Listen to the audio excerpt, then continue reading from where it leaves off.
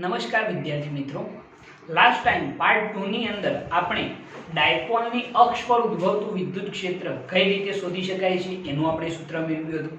જેનું સૂત્ર આપણે મેળવ્યું હતું કે E = 2kp અપન શું આવે છે r3, બરોબર છે. હવે ડાયપોલની વિષુવ રેખા પરના કોઈ બિંદુ પાસે ઉદ્ભવતું વિદ્યુત ક્ષેત્ર કઈ રીતે શોધી શકાય એની આપણે વાત કરવાના છીએ. આપણે એક મહત્વનો ટોપિક છે, દાખલાઓ માટે પણ ઇમ્પોર્ટન્ટ છે, એટલે જરા ધ્યાન રાખજો કે ડાયપોલની વિષુવ રેખા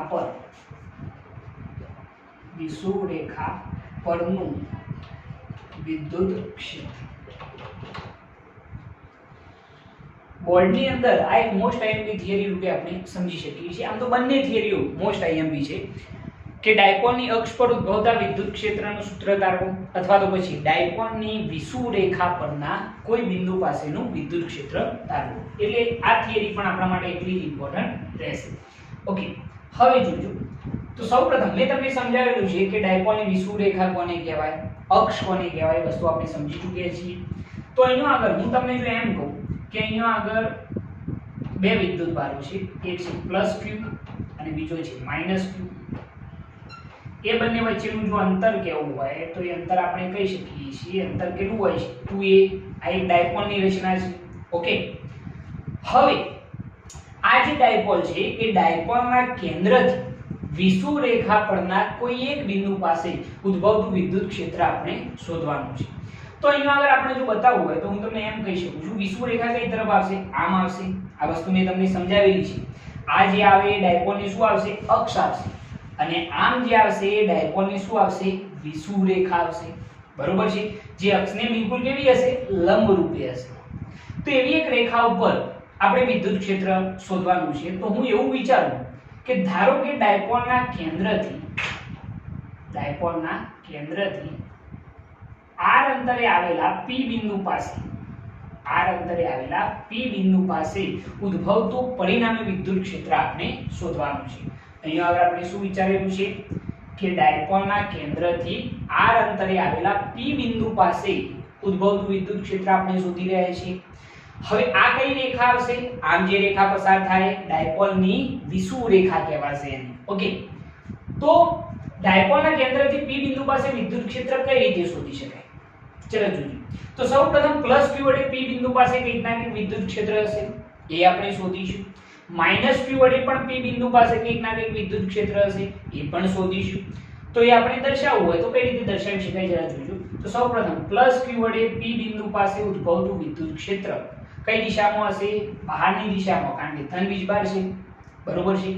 ઓકે, અહીંયા આગળ આપણે જો દર્શાવવું હોય તો આ રીતે આપણે દર્શાવીશું કે +q વડે p બિંદુ પાસે ઉદ્ભવતું વિદ્યુત ક્ષેત્ર E+, બરોબર છે, જે આમ આવશે બહારની દિશામાં. મેં તમને સમજાવેલું છે કે +q વડે ઉદ્ભવતી ક્ષેત્ર રેખા બહારની તરફ, તો વિદ્યુત ક્ષેત્ર પણ બહારની તરફ. બીજી રીતે જો સમજવું હોય તો હું તમને એમ કહી શકું કે તમે p બિંદુ પાસે કોઈ એક ટેસ્ટ ચાર્જ મૂકી દો q0. સપોઝ મેં તમને એક વસ્તુ સમજાવેલી છે કે વિદ્યુત ક્ષેત્રની દિશા વિદ્યુતીય બળની દિશામાં જ હોય. તો જરા વિચાર, +q અને q0 વચ્ચે લાગતું વિદ્યુતીય બળ અપાકર્ષી બળ આમ હોય તો વિદ્યુત ક્ષેત્ર એ કઈ દિશામાં હોય, એ દિશામાં હશે. ઓકે, તો એ વસ્તુ સમજવી જોઈએ. એના પછી અહીંયા આગળ સૌપ્રથમ આપણે જે વિચારેલું છે કે +q વડે p બિંદુ પાસેનું વિદ્યુત ક્ષેત્ર E+. એના માટે આપણે +q અને p બિંદુ વચ્ચેનું જે અંતર છે એ અંતરની પણ જરૂર પડશે. હવે આ અંતર કેટલું થાય એ આપણે શોધવાનું છે. તો શું થશે જરા જોજો. આ આખું અંતર કેટલું 2a, તો આ અંતર કેટલું થાય a, આ પણ કેટલું થશે a થઈ જશે. તો આ કેટલું થાય, આ કાટકોણ ત્રિકોણ બને છે, જુઓ ધ્યાનથી, બરોબર છે. આ કર્ણ બને છે, તો કર્ણનું મૂલ્ય કેટલું હોય, બરોબર, તો √r² વત્તા શું આવશે, a² થઈ જશે, બરોબર. તો આપણે એમ લખી શકીએ કે આનું મૂલ્ય √r² વત્તા શું આવશે, a² થઈ જશે. ઓકે, હવે અહીંયા આગળ આપણે જો કહેવું હોય તો એમ કહી શકીએ કે +q વડે p બિંદુ પાસે નું વિદ્યુત ક્ષેત્ર E+ સદિશ બરાબર, આપણે સદિશ સ્વરૂપ લખીશું તો શું આવશે, kq અપન પ્લસ q અને p બિંદુ વચ્ચેનું અંતર શું થાય √r² plus a no square. અને અહીંયા આપણે વિદ્યુત ક્ષેત્રનું સૂત્ર શું ભણ્યા છીએ કે E બરાબર શું આવે kq અપન r². આ અંતર તો r છે, એનો સ્ક્વેર કરીએ તો શું થાય બરોબર, આ રીતનું છે ને r² plus a no square બરોબર. અને એની કેટલી ઘાત લખી શકાય 1/2 ઘાત લખી શકાય, કારણ કે અહીંયા આગળ શું છે આ વર્ગમૂળ છે એટલે આ 1/2 ઘાત લખી. હવે એનો પણ સ્ક્વેર કરીએ કારણ કે kq અપન r નો શું થાય સ્ક્વેર થાય, તો શું થશે એનો સ્ક્વેર કરીએ તો 2 દૂર થઈ જાય, તો અહીંયા આગળ આનો સ્ક્વેર કરીએ શું લખાય r² + a નો સ્ક્વેર બરોબર છે. શું કર્યું ફરીથી જોજો તો પ્લસ q વડે p બિંદુ પાસે ઉદ્ભવતું વિદ્યુત ક્ષેત્ર E પ્લસ સદિશ બરાબર kq અપન r નો સ્ક્વેર. આનો સ્ક્વેર એટલે વર્ગમૂળ શું થઈ જાય દૂર થઈ જશે, તો r² + a નો સ્ક્વેર બરોબર છે ઇન્ટુ એનો એકમ સદિશ શું લખવામાં આવશે p કેરેટ બરોબર છે. આ એકમ સદિશ જે છે એ ડાયપોલ ની જે ઋણથી ધન દિશામાંનો એકમ સદિશ હોય છે એ જ છે, પરંતુ અહીંયા p કેરેટ જે છે એ આપણે લખવું હોય તો એ દિશા દર્શાવે છે. અહીંયા વિદ્યુત ક્ષેત્રની દિશા કઈ તરફ છે એ બાજુમાં લખી કાઢીએ આપણે પ્લસ q થી p ની દિશામાં. કઈ દિશામાં છે પ્લસ q થી p ની દિશામાં છે, આમ છે ને વિદ્યુત ક્ષેત્ર બરોબર, એની દિશા આપણે શબ્દોમાં દર્શાવેલી છે.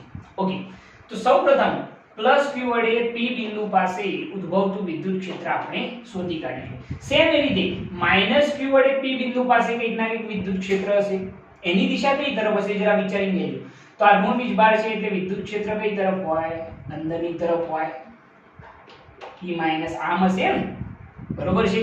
ઓકે, હવે p અને માઈનસ q વચ્ચેના અંતરની પણ જરૂર પડશે, તો આ બંને વચ્ચેનું અંતર કેટલું થાય બિલકુલ આટલું જ થશે બરોબર છે, આટલું જ થાય ને, કારણ કે જો આની પણ બે બાજુ કઈ એક a અને બીજી r, એટલે આ કેટલો થાય અંતર √r² + a². તો એના ઉપરથી લખીએ તો -q વડે p બિંદુ પાસેનું વિદ્યુત ક્ષેત્ર જો આપણે કહેવું હોય તો E- સદિશ બરાબર kq અપન શું થઈ જશે આ અંતર આના જેટલું એનો સ્ક્વેર, તો વર્ગમૂળ દૂર થઈ જશે એટલે શું થશે r² + a² ઇન્ટુ એકમ સદિશ શું લખાશે p કેરેટ. દિશા જે છે આપણે બાજુમાં દર્શાવી દઈએ કઈ તરફ આવશે વિદ્યુત ક્ષેત્રની દિશા કઈ તરફ p થી -q તરફ, p થી -q તરફની દિશા બરોબર છે.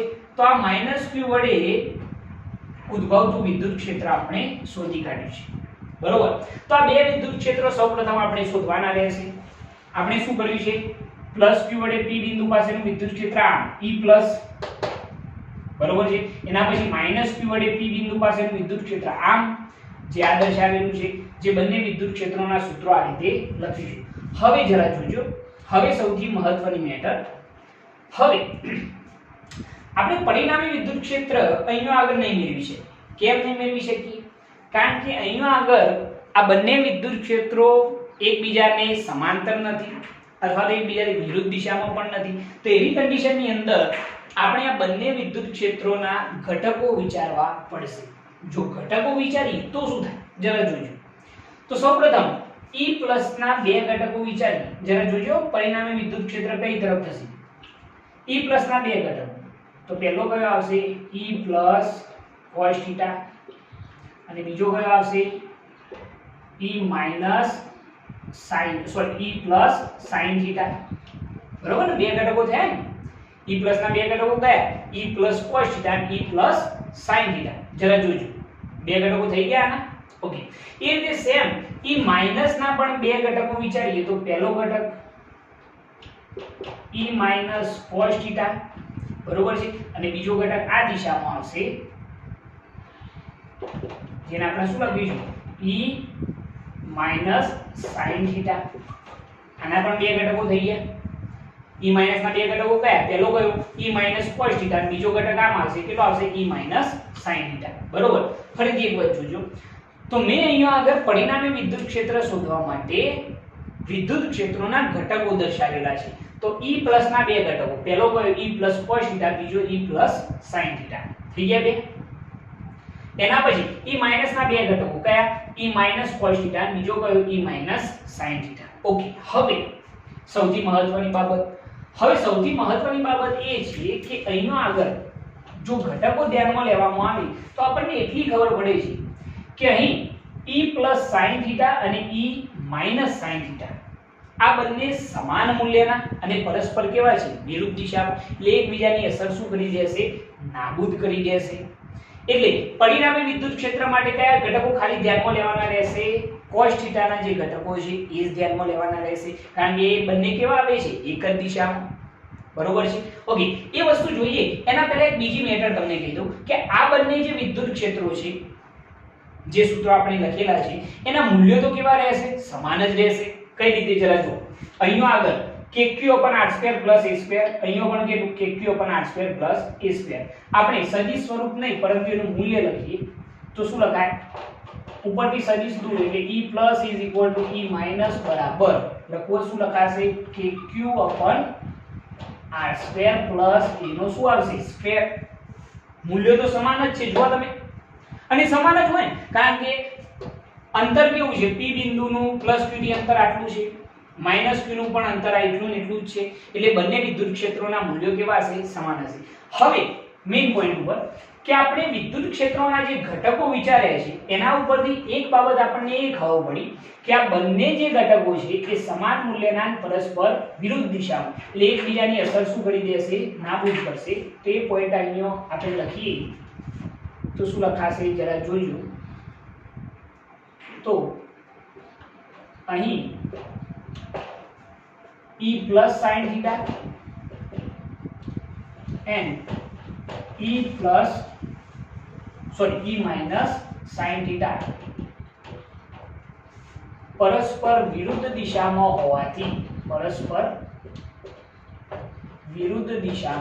હોવાથી એકબીજાની અસર નાબૂદ કરશે. બરોબર છે. સૌથી મહત્વનો પોઈન્ટ છે કે જ્યારે આપણે E+ અને E- ના ઘટકો વિચારે બરોબર છે તે વખતે આ બંને જે ઘટકો છે E+ sin θ અને E- sin θ એ બંને સમાન મૂલ્યના પરસ્પર કેવા થઈ ગયા વિરુદ્ધ દિશામાં, તો એકબીજાની અસર શું કરી દેશે નાબૂદ કરશે. તો આપણે માત્ર કયા ઘટકો ધ્યાનમાં લેવાના રહેશે E+ cos θ, એ જ આપણને પરિણામી વિદ્યુત ક્ષેત્ર આપશે. અહીં પરિણામી વિદ્યુત ક્ષેત્ર માટે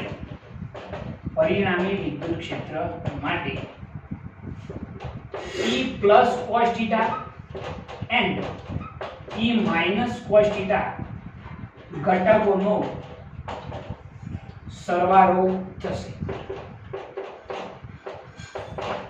બરોબર છે. અહીંયા મેં શું લખેલું છે કે અહીંયા પરિણામી વિદ્યુત ક્ષેત્ર માટે માત્ર કયા કયા ઘટકો ધ્યાનમાં લેવાના રહેશે E plus cos theta, બીજો કયો E minus cos theta, એ બંનેનો ખાલી સરવાળો કરવાનો રહેશે.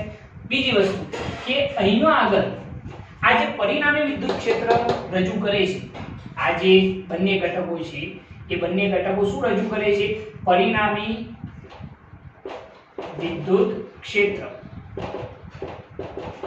આ પરિણામી વિદ્યુત ક્ષેત્ર રજૂ કરતા ઘટકો છે, આ બંને જે પરિણામી વિદ્યુત ક્ષેત્ર રજૂ કરે છે એમની દિશા ડાયપોલ મોમેન્ટ થી કઈ દિશામાં છે તો વિરુદ્ધ દિશામાં છે. ધ્યાનથી જોજો, ડાયપોલ મોમેન્ટ કઈ તરફ હોય ઋણ થી ધન તરફ, એટલે આમ ડાયપોલ મોમેન્ટની દિશા આમ થશે ને બરોબર છે, ઋણ થી ધન તરફ એટલે આમ. અને પરિણામી વિદ્યુત ક્ષેત્ર કેમ આવ્યું આ દિશામાં બિલકુલ વિરુદ્ધ દિશામાં.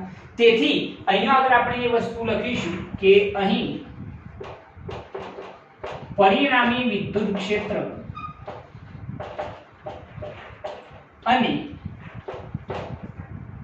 p કેરેટ એટલે કે ડાયપોલ મોમેન્ટ નો એકમ સદિશ, પરિણામી વિદ્યુત ક્ષેત્ર અને p કેરેટ વિરુદ્ધ દિશામાં હોવાથી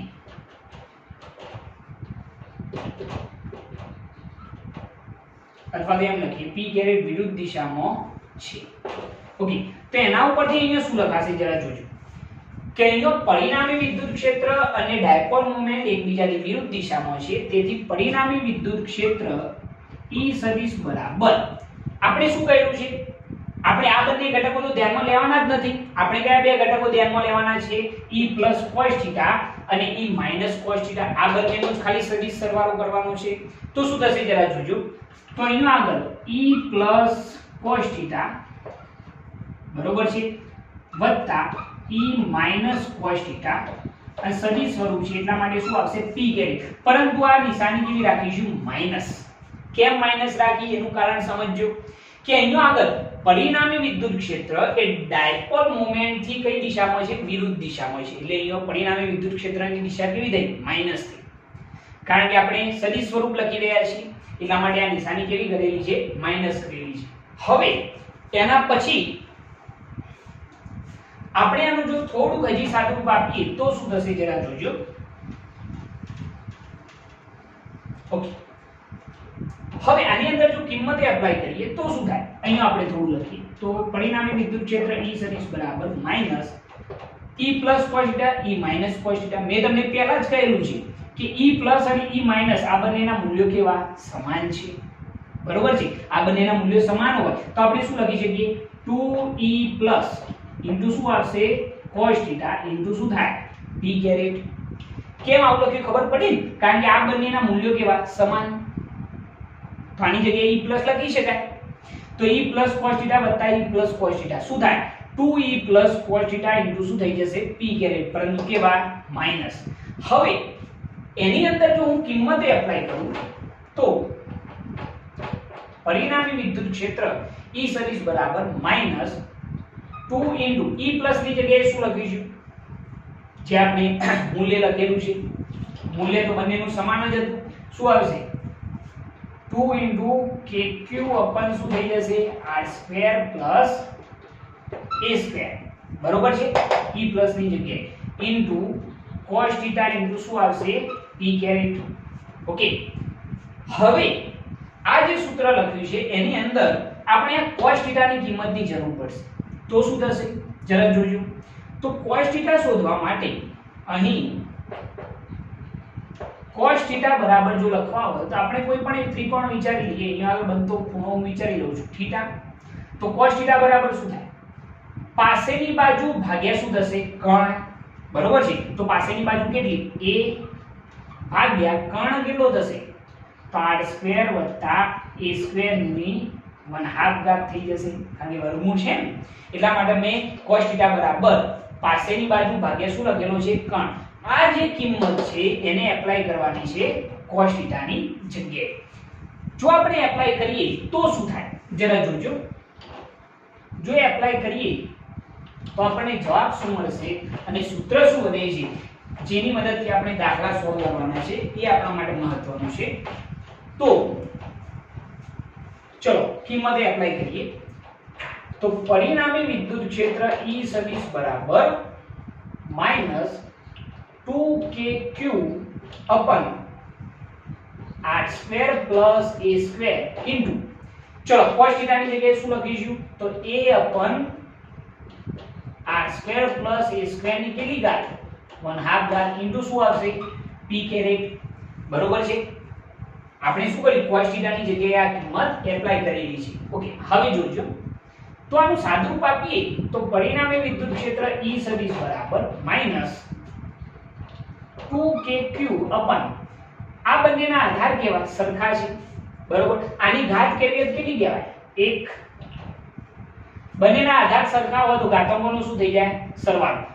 તો 1 + 1 દુત્યાંશ કેટલી થશે? 2 * 2 + 1 3 દુત્યાંશ થઈ જાય. તો અહીંયા આગળ શું લખવામાં આવશે? r square plus a square ની કેટલી ઘાત? 3/2. શું કર્યું ખબર પડી?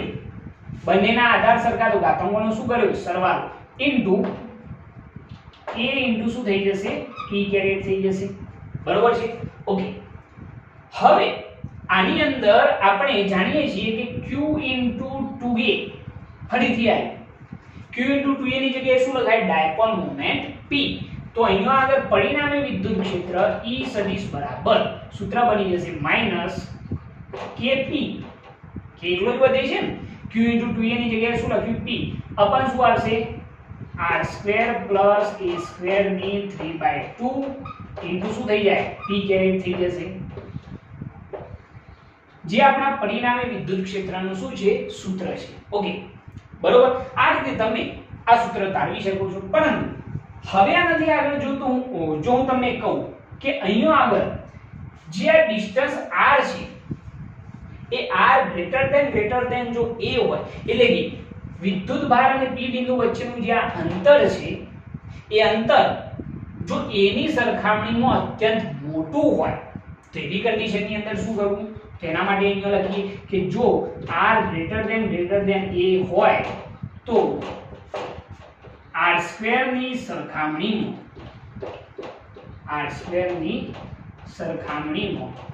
a² ને શું કરી શકાય? અવગણી શકાય.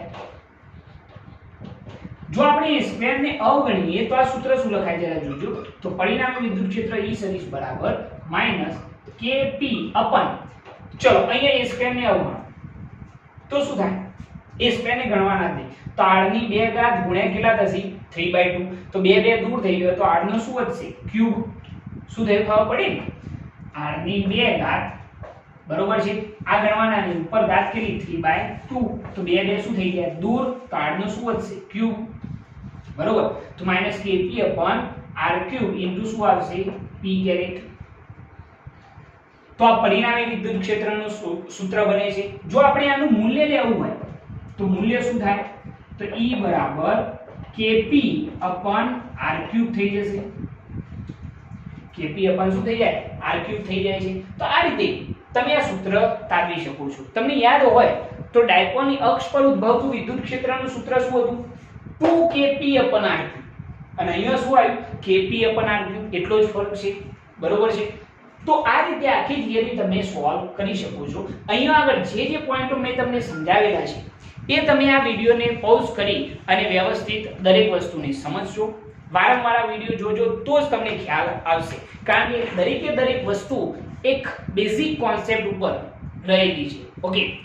જો તમને અમારા આ વિડિયો પસંદ આવતા હોય તો અમારી આ ચેનલને લાઈક કરો, શેર કરો, સબસ્ક્રાઇબ કરો અને બેલ આઇકન સ્ટાર્ટ કરો જેથી અમારા આવનારા વિડિયો તમને મળતા રહે. જય હિન્દ.